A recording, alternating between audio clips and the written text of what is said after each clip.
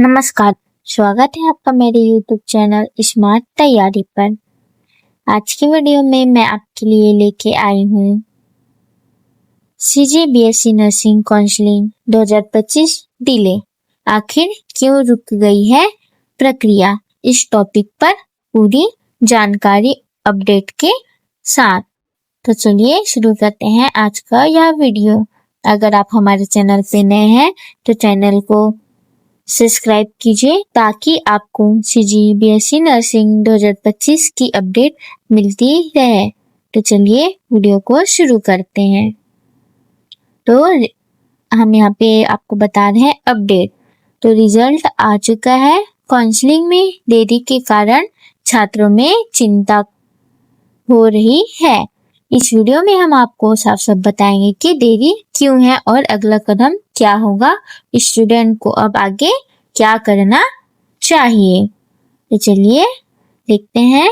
हर साल की तरह इस साल भी हजारों छात्र छात्राओं ने CGBSE नर्सिंग एंट्रेंस एग्जाम 2025 के रिजल्ट के बाद काउंसलिंग का इंतजार कर रहे हैं, लेकिन काउंसलिंग अभी तक शुरू क्यों नहीं हुई है, यहाँ पर हम पूरी वजह स्टेप बाय स्टेप समझाएंगे। तो यहाँ पे हम देखेंगे काउंसलिंग डिले का असली कारण क्या है। तो चलिए देखते हैं कि सबसे बड़ा कारण है नीट UG काउंसलिंग 2025 का दूसरा राउंड अभी चल रहा है। तो दोस्तों, जैसे कि आपको पता होगा कि अभी CGDM की साइड में नीट UG काउंसलिंग 2025 का सेकेंड राउंड का अलॉटमेंट लेटर आ चुका है और अभी वह प्रक्रिया चल रही है। तो इसका जो विभाग है वो डायरेक्टर और हेल्थ डिपार्टमेंट नीट UG की स्टेट लेवल पर काउंसलिंग हैंडल कर रहा है और वही BSc नर्सिंग की काउंसलिंग भी कराता है। इसलिए जब तक नीट UG का सभी राउंड पूरा नहीं हो जाता तब तक के नर्सिंग काउंसलिंग की ऑफिशियल प्रक्रिया शुरू नहीं की जा सकती, क्योंकि वहाँ के डायरेक्टर हेल्थ डिपार्टमेंट और स्टेट लेवल काउंसलिंग जो हैंडल करते हैं वह सब सेम विभाग द्वारा होता है। इसलिए काउंसलिंग डिले का यह असली कारण है। तो चलिए वीडियो में आगे बढ़ रहे हैं। अब देखते हैं कि अब आपके मन में भी यह सवाल आ रहा होगा कि नीट UG और BSc नर्सिंग का कहाँ से दोनों मिक्स हो गया। तो चलिए आगे देखते हैं कि दोनों काउंसलिंग प्रोसेस को जोड़ने का कारण क्या है। तो सेम अथॉरिटी, स्टेट हेल्थ और मेडिकल डायरेक्टर दोनों प्रोसेस को मैनेज करता है, इसलिए यह दोनों एक साथ प्रक्रिया नहीं हो सकती। सीट अलॉटमेंट और रिजर्वेशन, नीट UG के रिजल्ट और सीट एक्शन से स्टेट लेवल सीट मैट्रिक्स पर भी असर पड़ सकता है, इसलिए दोनों का काउंसलिंग एक साथ स्टार्ट नहीं कर सकते हैं। इसके अलावा एक ही टीम के पास लिमिटेड रिसोर्स होते हैं, इसलिए पहले नीट UG की प्रक्रिया पूरी करनी होती है। इसके बाद हम आगे CGBSE नर्सिंग की प्रक्रिया देख पाएंगे। तो दोस्तों, अगर आपको यह जानकारी अच्छी लग रही होगी तो हमारी इस चैनल को सब्सक्राइब करें और बेल आइकन को ऑल पर सेट करें ताकि आपको BSc नर्सिंग से जुड़ी जानकारी प्राप्त हो सके, और इस वीडियो को लाइक करना ना भूलें। तो चलिए अब देखेंगे इसके आगे क्या होगा स्टेप बाय स्टेप। तो जैसे ही नीट UG काउंसलिंग कंप्लीट हो जाएगी, इसके बाद आपको निम्न चरण शुरू होंगे यह देखने को मिलेगा। नीट UG प्रक्रिया काउंसलिंग कंप्लीट हो जाने के बाद ऑफिशियल शेड्यूल जारी किया जाएगा। CGBSE नर्सिंग काउंसलिंग की डेट और लिंक ऑफिशियल वेबसाइट पर आ जाएगी। आपको पता ही होगा कि ऑफिशियल वेबसाइट कौन सी है। इसके बाद ऑनलाइन रजिस्ट्रेशन, तो एलिजिबल स्टूडेंट को रजिस्ट्रेशन करना होगा। देन उसके बाद डॉक्यूमेंट वेरिफिकेशन की बारी आती है, जिसमें आपको ओरिजिनल डॉक्यूमेंट वेरीफाई करने होंगे। इसके बाद आपको चॉइस फिलिंग और लॉकिंग की प्रक्रिया देखने को मिलेगी। तो कॉलेज की प्रायोरिटी आपको उसमें डालनी होगी। देन सीट अलॉटमेंट और रिपोर्टिंग। उसके बाद आपको सीट अलॉटमेंट होने के बाद अलॉटेड कॉलेज में आपको रिपोर्टिंग करनी होगी। साथ ही साथ आपको डॉक्यूमेंट को भी वहां पे वेरीफाई कराना होगा। तो चलिए अब आगे देखते हैं। इसके बाद बारी आएगी कि आपको और क्या करना चाहिए। तो यहाँ स्टूडेंट के लिए इम्पोर्टेंट एडवाइस है कि आपको और आगे क्या क्या करना चाहिए। तो सबसे पहले तो आप घबराइए मत, क्योंकि यह डिले टेम्पररी है और एडमिनिस्ट्रेटिव कारणों से है, कोई अन्य कारण इसमें शामिल नहीं है। डॉक्यूमेंट रेडी रखें। 10th 12th domicile, cast, income, यह सभी सर्टिफिकेट तैयार रखें। उसके अलावा आपको आइडेंटिटी प्रूफ, आधार कार्ड, पैन कार्ड, यह भी आप अपने पास रखें। इसके अलावा आपको रिजल्ट और स्कोर कार्ड और पासपोर्ट साइज फोटो आपको रेडी रखना है। फिर इसके बाद आपको ऑफिशियल नोटिफिकेशन पर ध्यान देना होगा।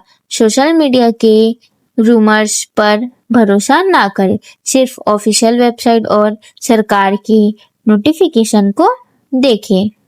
उसके बाद आपको चॉइस फिलिंग के लिए एक अच्छी सी स्ट्रेटजी बनाएं और अपना एक्सपेक्टेड रैंक और एस्टिमेट करके सेफ और ड्रीम कॉलेज की लिस्ट तैयार करें। मोबाइल नंबर और ईमेल आईडी एक्टिव रखें। काउंसलिंग से जुड़ी कम्युनिकेशन उसी पर ही आएगी। तो आप यह सब चीजों का आपको ध्यान रखना होगा। चलिए अब वीडियो में आगे देखते हैं कि आपको काउंसलिंग में क्या आम गलतियां होती है जो आपको अवॉइड करनी चाहिए। तो सबसे पहले आपको डॉक्यूमेंट गलत या इनकम्प्लीट अपलोड करके नहीं रखना है। आपको अपनी कंप्लीट डॉक्यूमेंट तैयार करके रखनी है। साथ ही साथ आप इस पे उस डॉक्यूमेंट का वैलिडिटी डेट भी चेक कर ले। इसके अलावा आपको चॉइस लॉकिंग मिस नहीं करना है। आप अपने हिसाब से आप चॉइस लॉकिंग कर सकते हैं। देन अलॉटमेंट लेटर को समय से ही डाउनलोड ना करना, यह भी आपकी मिस्टेक हो सकती है। तो अलॉटमेंट लेटर को निर्धारित समय पर डाउनलोड कर लें और कॉलेज में जाकर अपना सीट पक्का कर लें। उसके बाद आपको रिपोर्टेड डेडलाइन मिस नहीं करनी है। आपको अपने ओरिजिनल डॉक्यूमेंट प्लस डॉक्यूमेंट की फोटो कॉपी आपको वहां लेकर जाना है। तो चलिए आगे देखते हैं। नीट यूजी काउंसलिंग के कंप्लीट होते ही CGBSE नर्सिंग की काउंसलिंग का शेड्यूल जारी हो जाएगा, इसलिए तैयार रहें और ऑफिशियल अपडेट का इंतजार करें। अगर आपको यह जानकारी अच्छी लग रही होगी तो इस वीडियो को लाइक करें और हमारे चैनल को सब्सक्राइब करना ना भूलें, ताकि आपको CGBSE नर्सिंग 2025 की जानकारी मिलती रहे। तो जैसा कि हमने आपको बताया था कि आपको डॉक्यूमेंट रेडी रखना है, तो आपको यहाँ पर दिए गए सभी डॉक्यूमेंट रेडी रखना है। तो चलिए देखते हैं कि कौन कौन से डॉक्यूमेंट लगते हैं। तो काउंसलिंग के लिए आवश्यक डॉक्यूमेंट, तो यह आपको पता ही होगा कि 10वीं 12वीं की marksheet, domicile certificate, category certificate, income certificate, photo, ID में आधार, पेन, ड्राइविंग लाइसेंस या अगर पासपोर्ट हो तो ये चारों में से कोई एक रख सकते हैं। अधिकतर लोगों के पास आधार कार्ड अवेलेबल होता है। इसके अलावा आपको रिसेंट पासपोर्ट साइज फोटोग्राफ रखनी है। आपको 2 साल या 3 साल पुरानी फोटोग्राफ नहीं देनी है। आपको अभी से ही अपना पासपोर्ट साइज फोटोग्राफ खिंचा के रख लीजिएगा।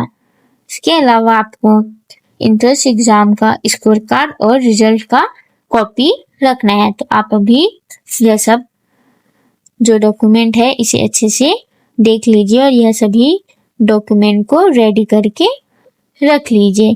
बहुत सारे लोगों ने यह डॉक्यूमेंट अभी तक के रेडी करके रख लिए होंगे। अगर आपने अभी तक यह डॉक्यूमेंट रेडी नहीं किए हैं तो जल्दी से जल्द रेडी करके रख लें, क्योंकि यह जैसे कि हो गया आपका कैरेक्टर सर्टिफिकेट और इनकम सर्टिफिकेट, यह बनने में टाइम लगता है, तो इसकी तैयारी आप पहले से ही कर लें। तो मैंने यहाँ पे जितनी भी जानकारी दी है इसे आप हम शॉर्ट फॉर्म में देख लेते हैं या फिर सारांश के रूप में देख लेते हैं। तो चलिए देखते हैं कि सीजीबीएसई नर्सिंग काउंसलिंग 2025 में देरी का मुख्य कारण है नीट यूजी काउंसलिंग 2025 का सेकेंड राउंड जारी रहना या होना। यह इसलिए होता है क्योंकि यह एडमिनिस्ट्रेटिव और रिसोर्स शेयरिंग की वजह से होता है, क्योंकि यह सेम विभाग द्वारा होता है। जैसे ही नीट यूजी का राउंड खत्म होगा, नर्सिंग काउंसलिंग का ऑफिशियल प्रोसेस शुरू कर दिया जाएगा। तब तक कि आपको धैर्य रखना होगा और सभी दस्तावेज को तैयार करके रखना होगा। तो चलिए वीडियो में आगे बढ़ते हैं। तो आपके मन में यह कुछ सवाल भी आ रहे होंगे कि इसके आगे और क्या क्या हो सकता है। तो क्या आपका सवाल ये है कि काउंसलिंग कब से शुरू होगा? तो इसके बारे में मैंने अभी आपको जानकारी दे दी है, तो एक बार और देख लेते हैं इसकी जानकारी। तो नीट यूजी काउंसलिंग के सभी राउंड कंप्लीट होने के बाद ही ऑफिशियल शेड्यूल जारी होगा, जिसमें डेट्स के लिए स्टेट हेल्थ डायरेक्टर की वेबसाइट चेक करते रहें। इसके अलावा अगर आपके मन में यह क्वेश्चन होगा कि क्या काउंसलिंग लेट होने से एडमिशन डिले होंगे या फिर मुझे क्या अभी तैयारी करनी चाहिए, आपको किस टॉपिक के बारे में अभी जानकारी चाहिए, आप हमें कमेंट बॉक्स में कमेंट करके बताएं, ताकि हम आपको अगली वीडियो में वह जानकारी दे सके। आपके लिए यह नोट देना चाहूंगी कि ऑफिशियल नोटिफिकेशन की प्रतीक्षा करें और ऊपर दी गई जानकारी जो है आम एडमिनिस्ट्रेटिव की प्रक्रिया है और पिछले ट्रेंड पर ही आधारित की गई है। अगर आपको यह जानकारी पसंद आई होगी तो हमारी वीडियो को लाइक करें, हमारी वीडियो को शेयर करें और हमारे चैनल को सब्सक्राइब करना ना भूलें, ताकि आपको सीजीबीएसई नर्सिंग 2025 की जानकारी मिलती रहे। और वीडियो में अंत तक बने रहने के लिए आपका बहुत बहुत धन्यवाद।